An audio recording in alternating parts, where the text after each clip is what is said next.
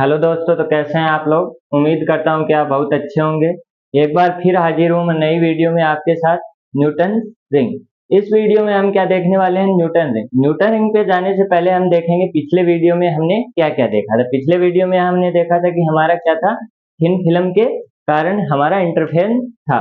तो हमारे पास हमने क्या देखा था, उसमें हमारा पार्ट डिफरेंस कितना आ रहा था, 2μt, यानी कि हमारे पास पार्ट डिफरेंस आ रहा था 2μt cos r। ये चीज हमने पिछले वीडियो में देखी थी। अगर ये वीडियो आपने नहीं देखी है तो ये वीडियो दोबारा जाके देख लो, क्योंकि अगर ये चीज समझ में नहीं आएगी आपको न्यूटन रिंग समझ में नहीं आएगा। और यहाँ पे हमने एक चीज और देखी थी। हमने देखा था कि हमारा क्या हो रही थी, जो वन रे है हमारी 180 डिग्री से शिफ्ट हो रही थी। और वो शिफ्टिंग भी हमने जानी थी क्यों हो रही थी, क्योंकि हमारे पास जब भी कोई हमारा रेयर मीडियम से डेंसर मीडियम में रे जाती है तो वो पाई एंगल से हमारे पास शिफ्ट हो जाती है, जिसके कारण हमारा क्या था, कंस्ट्रक्टिव का हमारा केस बन गया था डिस्ट्रक्टिव, और डिस्ट्रक्टिव का केस हमारा क्या बन गया था, कंस्ट्रक्टिव केस बन गया था। ये चीजें हमने पिछले वीडियो में देख ली थी। ये मैंने रिकैप इसलिए करवाई है क्योंकि ये हमारे न्यूटन रिंग में काफी इंपॉर्टेंट है। तो ये चीज आप याद रखना। पार्ट डिफरेंस हमारा कितना आया था, 2μt cos r, और हमारी 180 डिग्री से हमारी रेज क्या हो गई थी, शिफ्ट हो गई थी। और हमारा कंस्ट्रक्टिव क्या बन गया था, डिस्ट्रक्टिव, और डिस्ट्रक्टिव क्या बन गया था, कंस्ट्रक्टिव बन गया था। अब हम देखते हैं न्यूटन रिंग। न्यूटन रिंग से आप क्या समझते हैं। न्यूटन रिंग से नाम में ही हमको समझ आ रहा है कि न्यूटन, यानी कि न्यूटन नाम के वैज्ञानिक ने दिया था, और रिंग यानी कि इसके अंदर हमारे पास क्या होगी, जो फ्रिंज है यानी कि हमारा इंटरफेरेंस है वो क्या होगा, रिंग के रूप में प्राप्त होगा। तो हमारे पास सबसे पहले न्यूटन ने क्या किया ऐसा जिससे हमको हमारा क्या हुआ, रिंग प्राप्त हुई। तो वो सेटअप हम देखते हैं कि हमारे पास कैसा दिखाई देता है। तो सबसे पहले इसका थोड़ा बेसिक जान लेते हैं। इसने क्या लिया, एक ग्लास प्लेट, और एक क्या लिया, plano convex lens. Plano convex lens हमारे पास क्या होता है, जो एक साइड से प्लेन होता है और एक साइड से उसका एरिया कॉन्वेक्स होता है। ये बहुत ही पतला था, यहाँ पे थोड़ा मोटा दिखाने के लिए बनाया है, बाकी बहुत पतला होता है। अब इसमें क्या होता है, हमारी एक रे आती है और वो क्या होती है, ऐसे हमारी रिफ्लेक्ट होके चली जाती है। अब यहाँ पे हमने क्या देखा है कि जब भी हमारा इंटरफेरेंस होता है तो हमारा क्या होना चाहिए, कोहेरेंट सोर्स। अब अगर मैं इसको छोड़ दूं और यहाँ से हम देखें कि हमारे पास क्या हो रहा है, अगर मैं देखूं तो ये लाइट मेरे को क्या नजर आएगी, ये दोनों लाइट हमारी यहाँ से आ रही है। तो हमारे क्या हो गए, दो सोर्स हो गए। अब कोहेरेंट सोर्स हमारे पास क्या होते हैं, जहाँ पे हमको एक ही सोर्स से दो सोर्स प्राप्त हो जाए उनको हम क्या बोलते हैं, कोहेरेंट सोर्स। ये कंडीशन हम पढ़ चुके हैं सबसे पहले। तो ये चीज हमारी क्या होगी, यानी कि यहाँ से हमारा इंटरफेरेंस होगा। ये चीज हमको क्लियरली समझ आ गई कि इंटरफेरेंस तो होगा, क्योंकि हमारे पास दो कोहेरेंट सोर्स हैं और क्या है, दोनों एक ही सोर्स से हमारे बने हैं। तो ये हमारे पास क्या हो गई, इसकी कंडीशन। अब ये लैब में कैसा दिखाई देता है, लैब में क्या किया, न्यूटन ने एक सोर्स लिया एस, और हमारे पास क्या हुआ, ऐसे उसने एक लेंस लगा दिया। लेंस लगाया जिससे क्या हुआ, वो लाइट जो आ रही थी वो हमारी पैरेलल हो गई, सीधी रेखा में हो गई। और उसने एक सामने क्या लगा दी, 45 डिग्री एंगल पे, यानी कि 45 डिग्री एंगल पे एक प्लेट लगा दी। ये प्लेट क्या करती है, इसको रिफ्लेक्ट करती है, यानी कि इसको सीधा इधर कर देती है। और यहाँ पे न्यूटन ने क्या रख दिया, एक plano convex lens with glass plate.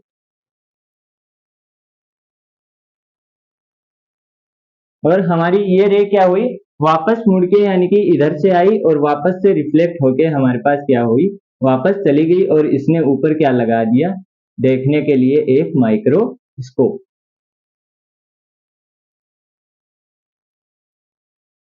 ये हमारा क्या होगा, लैब का सेटअप। यानी कि इसने एक सोर्स लिया, सोर्स से हमारी जो रे आई उनको लेंस से पैरेलल करवा दिया, पैरेलल से 45 डिग्री से एंगल पे एक प्लेट रख दी, जिससे हमारे पास क्या हुआ, ऐसा सा कुछ प्राप्त हुआ। अब हमारे पास क्या होता है, ये हमने क्या देखा था थिन फिल्म में, हमने अभी मैंने क्या बताया, हमारा क्या होता है, पार्ट डिफरेंस कितना होता है, 2μt cos r।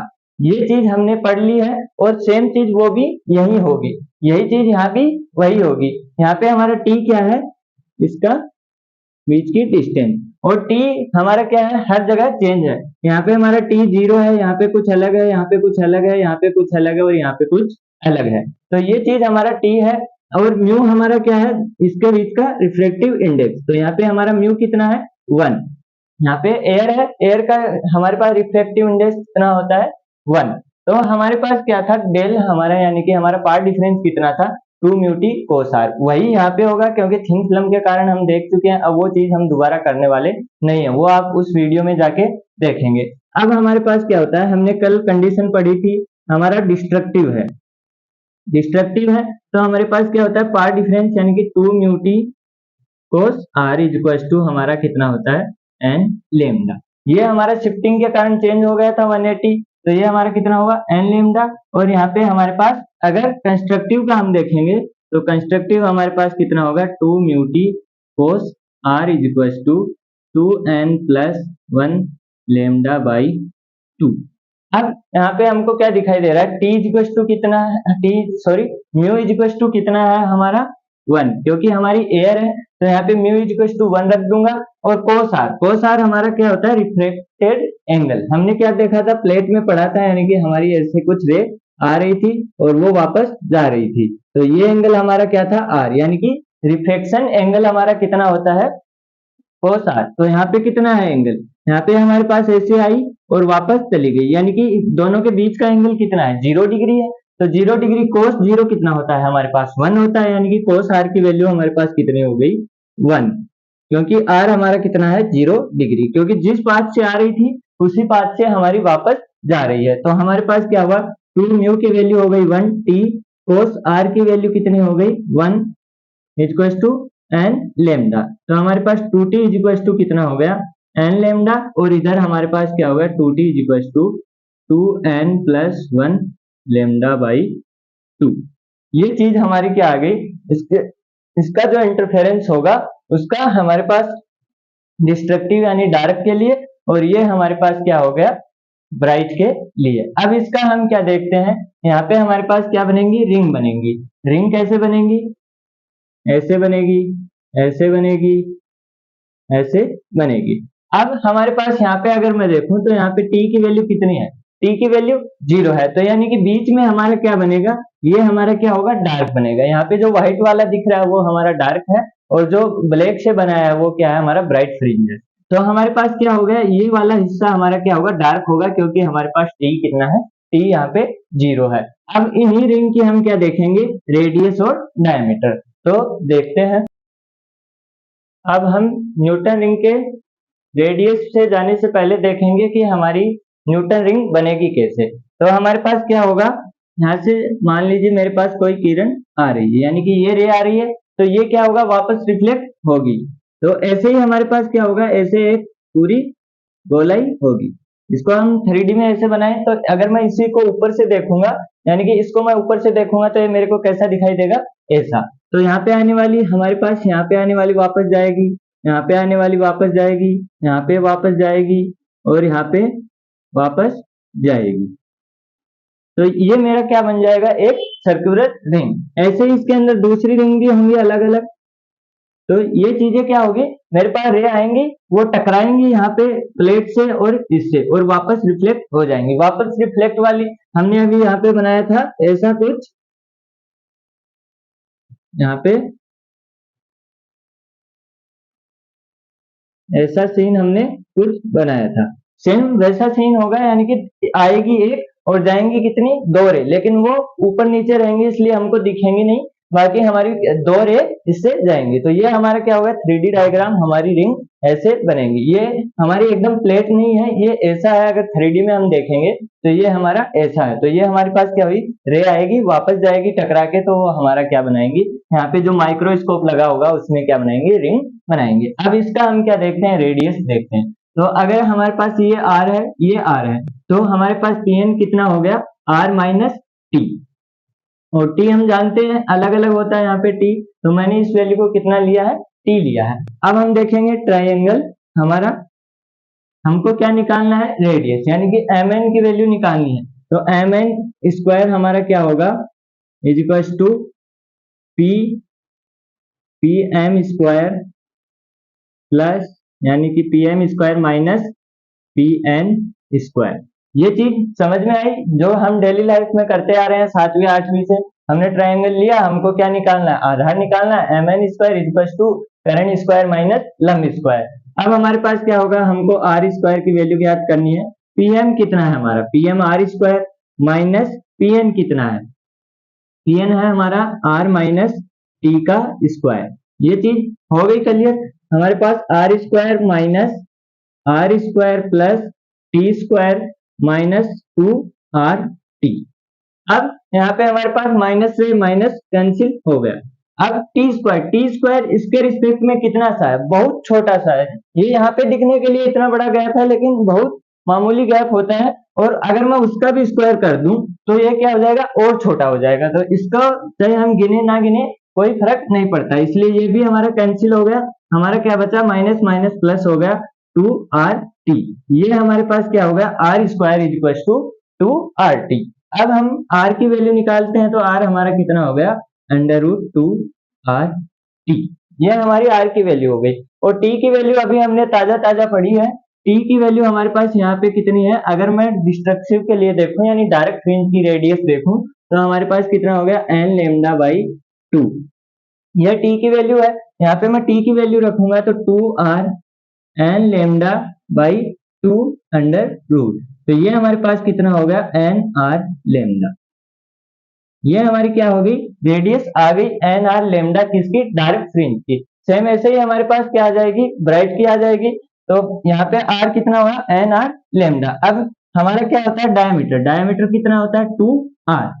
तो इसी का मैं दुगुना कर दूंगा तो हमारे पास क्या हो जाएगा, diameter diameter is equal to 2 under root n r lambda. ये हमारे पास क्या हो गया, डी की वैल्यू हो गई। अब हम अलग अलग वैल्यू के लिए डी देखते हैं। हमारा एन कितना होता है, n is equal to 0 1 2 up to n. ये हमारी एन की वैल्यू होती है। तो हमारे पास डी1 कितना होगा, डी1 इज इक्वल टू हमारा कितना हो गया 2 रूट एन आर लेमडा। इसके अगर मैं n की वैल्यू 0 रखूं तो हमारे पास पहले की कितनी आएगी, 0। 0 क्यों आई, क्योंकि हमारे पास क्या है, यहाँ पे t की वैल्यू 0 है, यानी कि इसके सेंटर में हमारे पास डार्क बनेगा। d2 निकालूं तो हमारे पास क्या होगा, 2 रूट r n की वैल्यू कितनी हो जाएगी, 1 r लेमडा। ये हमारे पास आ गया। अगर d3 निकालूं तो हमारे पास कितना हो जाएगा, 2 r लेमडा। d4 निकालूं तो हमारे पास कितना हो जाएगा, 2 3r लेमडा। ये चीजें हमारे पास आ जाएंगी। अब इसकी वैल्यू अगर मैं देखूं तो इसकी वैल्यू हमारे पास कितनी है, 0। इसकी वैल्यू हमारे पास कितनी है, 2 रूट r लेमडा। इसकी वैल्यू हमारे पास कितनी है, अंडर रूट, यानी कि अंडर रूट 2 कितना होता है, लगभग 1.414। 1.4 इंटू 2 कितना हुआ हमारे पास, 2.8 r लेमडा। और अंडर रूट 3 कितना होता है, लगभग 1.7 के इक्वल। तो 1.7 इंटू 2 हमारे पास 34। तो यहाँ पे हमको क्या दिख रहा है, हमारी वैल्यू क्या हो रही है, धीरे धीरे कम हो रही है। यानी यहाँ पे 2 का अंतर था, फिर 0.8 का, 0.8 का, ऐसे हमारी धीरे धीरे वैल्यू क्या हो रही है, कम। तो इससे हम क्या समझ सकते हैं कि हमारी जो रिंग है वो शुरू में क्या होंगी, दूर दूर, और बाद में क्या होगी, हमारी रिंग पास पास आती जाएंगी। यानी कि पहले हमारी रिंग क्या होंगी, दूर दूर होंगी, फिर हमारी रिंग क्या होंगी, पास पास आती जाएंगी। तो ये कंक्लूजन हम यहाँ से निकाल सकते हैं। अब और हम यहाँ से क्या कंक्लूजन निकाल सकते हैं कि हमारा जो है वो क्या है, r किसके प्रोपोर्शनल है, यानी कि हमारा रूट n की। और दूसरा क्या है, हमारा r जो प्रोपोर्शनल है वो है रूट लेमडा की। ये चीज हम यहाँ से देख सकते हैं कि अंडर रूट लेमडा के समानुपाती है और रूट एन के भी समानुपाती है। अब अगर हमको किन्हीं भी दो जो हमारी रिंग्स होती है उनके बीच में लेमडा निकालना है तो हम क्या करेंगे, हमारे पास क्या होगा, जैसे मान लीजिए हमारे पास है d1। d1 का अगर मैं स्क्वायर करूं, यानी कि d1 का स्क्वायर किया तो हमारे पास डी स्क्वायर इक्वल टू कितना हुआ, 4nr लेमडा। ये हमारी डी स्क्वायर है, कौन सा, n हुआ, इसकी वैल्यू है। और हमको कोई एक और डी स्क्वायर यानी रिंग का डी दिया हुआ है, उसकी वैल्यू हमारे पास कितनी है, जैसे d square N plus p, यानी एन प्लस पी भी रिंग है, उसकी हमारे पास क्या होगा, 4n plus P R lambda. ये हमारे पास आ गया। अब हमको क्या निकालना है, इन दोनों यानी कि ये हमारी nवीं रिंग है और ये n प्लस p, यानी कि अगर n की वैल्यू 1 लिखूं और यहाँ पे p मतलब चौथी हो गई, p की वैल्यू 4 है, तो पांचवी रिंग के बीच का लेमडा। तो हमारे पास लेमडा क्या हुआ, यहाँ से lambda equals to d square n upon 4n r लेम 4n r, और यहाँ पे हमारे पास दूसरी में क्या हुआ, d square n plus p upon 4n plus p r lambda. तो अब हमको लेमडा निकालना है, तो लेमडा हमारे पास क्या हो जाएगा, d square N plus p minus d square n upon हमारे पास 4p r। ये चीज हमारे पास क्या आ जाएगी, कैलकुलेशन से आ जाएगी, क्योंकि हमारे पास D square N plus P 4r lambda से हम घटाएंगे तो हमारे पास क्या आ जाएगा, एलसीएम आ जाएगा, एलसीएम कैंसिल होके हमारे पास क्या बच जाएगा, d square n p plus यानी कि एन प्लस पीवी रिंग की डायमीटर माइनस एनवी रिंग का diameter upon 4p r। p की वैल्यू हमको यहाँ पे पता है। तो हमारे पास ये हो गया, हमारा क्या क्या देख लिया हमने, न्यूटन रिंग की हमने कंडीशन देखी, मैक्सिमा मिनिमा की यानी कि डिस्ट्रक्टिव कंस्ट्रक्टिव की, ब्राइट फ्रिंज कहाँ होगा, डार्क फ्रिंज कहाँ होगा, वो चीज हमने देखी। हमने इसका रिंग का डायमीटर देखा, रिंग का रेडियस देखा, और हमने क्या देखा, लेमडा देखा। तो आई होप कि ये चीजें आपको समझ में आई होंगी। अगर समझ में नहीं आई हैं या फिर किसी चीज में डाउट है तो आप कमेंट बॉक्स में पूछ सकते हैं। तब तक के लिए धन्यवाद, पढ़ते रहिए।